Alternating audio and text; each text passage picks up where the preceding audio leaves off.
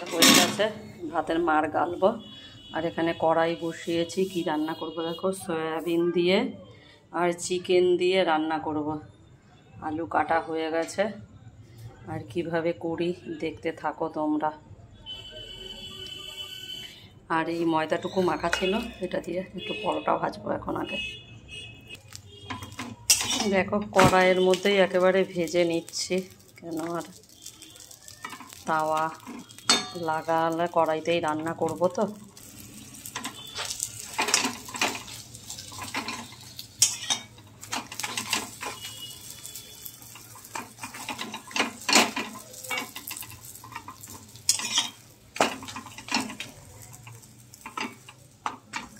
একটা ফুচকা পরোটা হয়েছে। হ্যাঁ,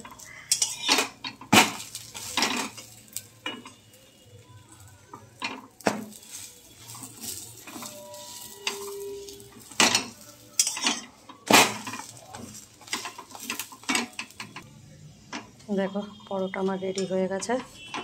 আর এবারে আমি কড়াইতে তেল দেব, দিয়ে আলুটা ভাজবো।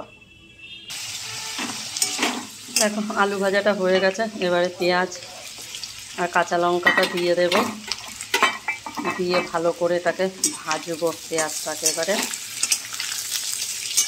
আর সয়াবিনটা রান্না করব দেখেই আলুটাকে এইভাবে কেটেছিলাম, তো ছেলে বলছে মা একটু চিকেন করো, তো ওর জন্য আবার পরে চিকেনটা আনা হয়েছে।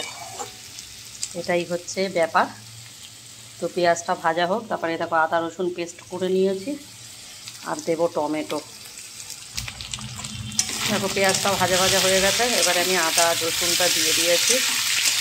আদা রসুন বাটাটা একটু ভাজা ভাজা হয়ে গেলে তারপরে আমি মশলাটা দেবো এর মধ্যে। আর মশলাটা কি দেব, টমেটো দেবো, যে টমেটো দেবো একটা, লঙ্কার গুঁড়ো দেবো, নুন দেবো আর হলুদ দেবো।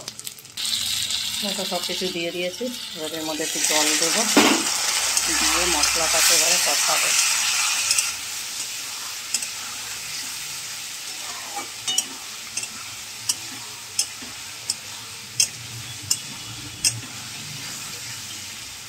মশলাটাকে কষাবো, তারপরে চিকেনটা দেবো। চিকেনটা ধুতে হবে।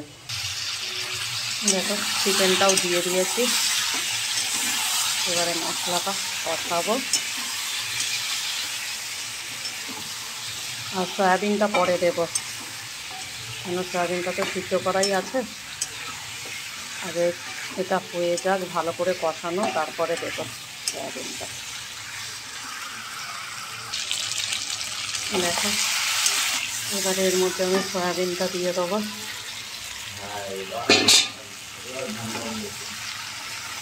দিয়ে ভালো করে কষাতে হবে।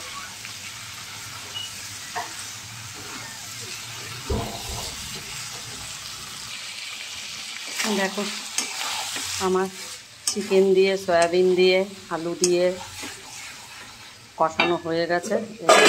এরকম কষানো কষানোই থাকবে। আর দেখো গরম মশলা বেটেছি, গরম মশলাটা দিয়ে দিলাম।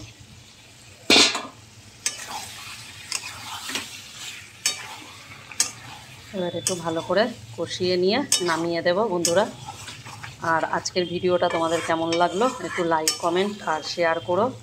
দেখা হচ্ছে নেক্সট ভিডিওতে। টাটা, বাই সবাইকে।